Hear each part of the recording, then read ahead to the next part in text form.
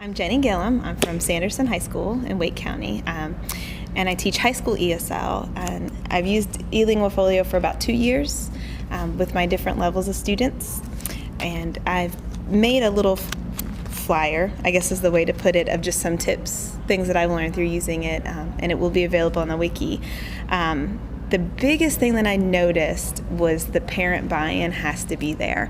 I'm very lucky. I have a very supportive principal.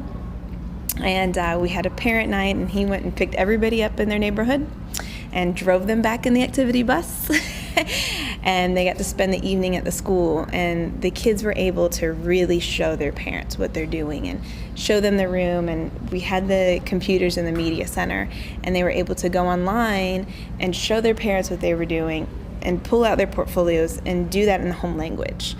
And it was really cool because then it's like the floodgates open, and the parents would send stuff to school. I would get random pieces of paper. They're like, "Can this go in my portfolio, miss?" And it would be a church bulletin with their name next to where they sang. And I was like, we could find this. It could be cultural experience. So, does it go with one of your goals? But it was really nice to have the parents there, to have their buy-in, just for them to care about what their kids were doing. I do have a very large refugee population, many different languages, so it was really neat seeing all of this interest. Another thing is, the first year when I taught, or when I used eLingua, I had some higher level students close to exiting, and I would suggest not starting with them. It was very difficult to get them to do the buy-in. They know everything, and their English is perfect, and no matter what I could put them, and we could go through level 6 on the can-dos, and they can sit there and they check, oh, I know this, I know this, I know this. And if I went back and was like, okay, well, let's find something to prove that you know this, and whatever it was, and they're like, oh, well, I just know I can do it. Well, can you prove it to me? Do I have to? And it was very difficult getting that buy-in from the high levels. Also with the very beginners, no prior education, no English, you have to wait. And I had to wait till at least January or so with them. But we got it. The biggest part, and I made, and it'll be available online, is a verb chart for levels 1 and 2. And I had to make sure that I had covered all of these verbs in class before the kids went to the computer, before they even looked at anything. Because if they were sitting there and if they were reading, I can follow simple directions with help, but they think follow means to walk after somebody. It doesn't work so well, or else they get really frustrated and then just check no when they're done. And I didn't want them frustrated at the beginning. Something I learned the hard way the first time. So I did the verbs, we'd go over it. Also to prep, I took, and I have, beginner, intermediate levels, so I only did levels 1 through 3, but I did make copies. And I color-coded the copies, not very high school, very elementary-ish, and laminated them and put them in folders in the classroom on the wall. And that way, if the students were at the centers, which I'm going to get to, and I don't have anything to do, I don't know what to do, you could say, well, get one of the papers, what do you have as a goal? Do you remember? That way they're not having to log on the computer, pull out they don't have to do anything. If they remember where they are, they could just pull this off the wall and say, oh yeah, understand with pictures. And in the centers, they could get something to go with that to work on a goal. So it was really good, and it was just one set that was laminated instead of trying to make copies of all this for every student, which just isn't possible now. So that was a little bit of the everything. Class time, roughly I ended up with about 40 minutes. I very much do rotations in my classroom. They have a class notebook where they go through vocabulary and objectives for 5 minutes. There's a 20-minute direct instruction, the reading, the science experiment, whatever we're doing that day. And then there's 3 rotations. Small group work with me, where we focus more heavily on direct instruction. So, we'll go into a skill from that. And I usually level it by the groups. Then there's a homework tutoring section where they are. And then different day is a different center. So the reading or the writing, listening or speaking, which they can use their goals for. And Fridays, the portfolio day. And that's when they can look back and they can go online and go through their checklists, and it's 20 minutes. They can pull work if they have work and put it in their portfolio, because we didn't upload everything. We did keep some stuff in paper portfolio. I just didn't have time to scan everything. But they did this, and at the beginning of the year, it was very hands-on for me. It does need to be student-owned, but they don't know what to own at the beginning. And I had to teach them, because I would have one girl where if she wrote her name on a piece of paper, it's going in her portfolio. If she put a period on a sentence, it's going in her portfolio because it's hers and she owns it. And then I'd have the kids like, I don't have anything.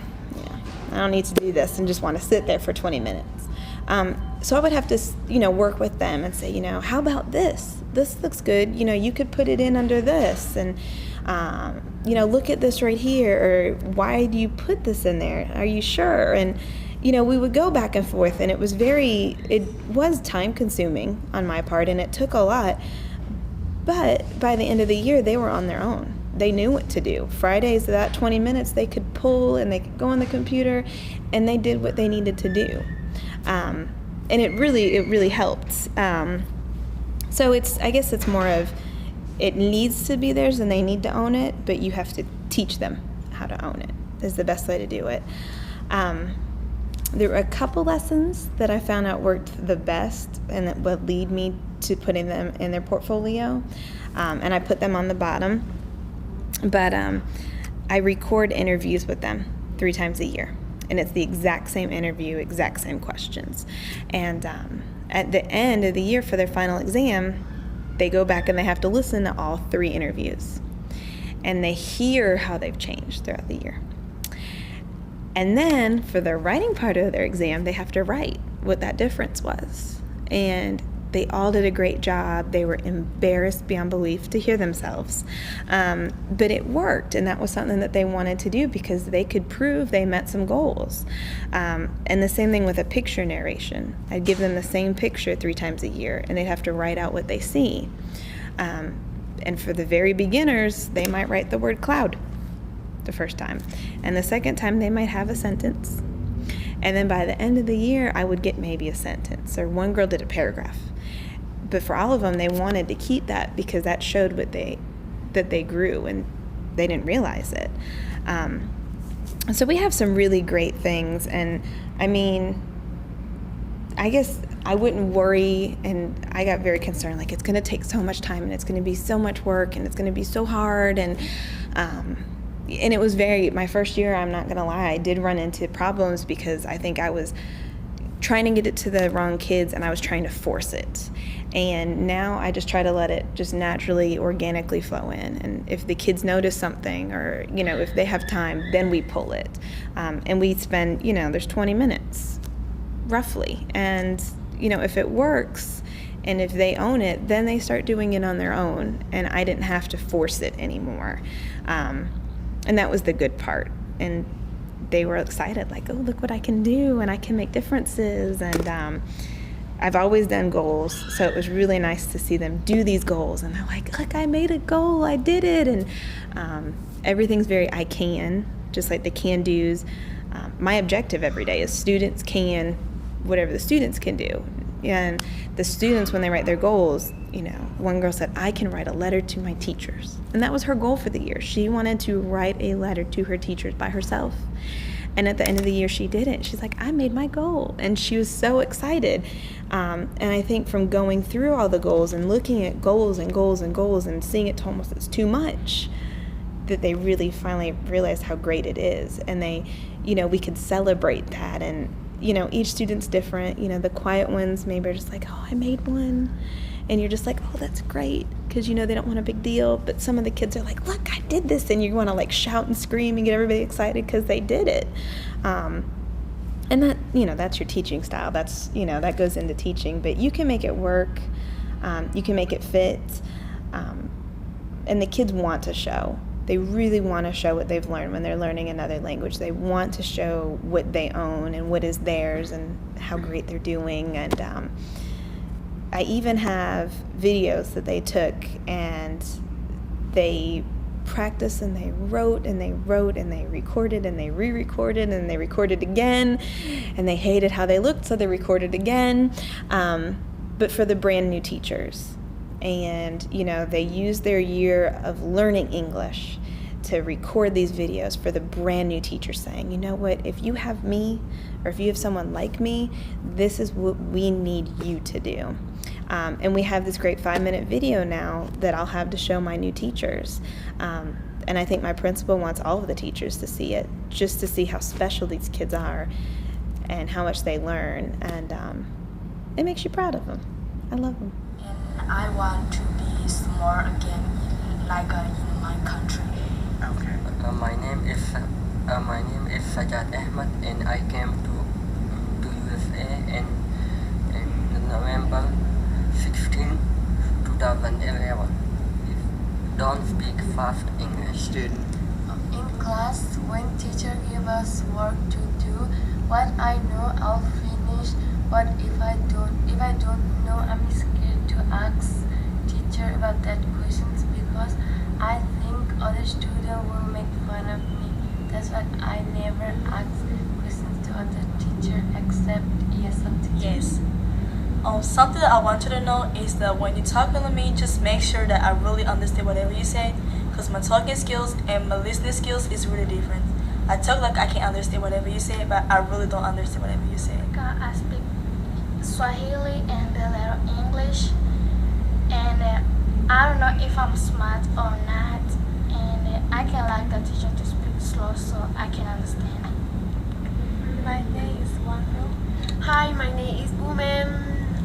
I'll be here 2 years. I did not really speak English, so I want my teacher to talk slowly to me and to help me one day what to say.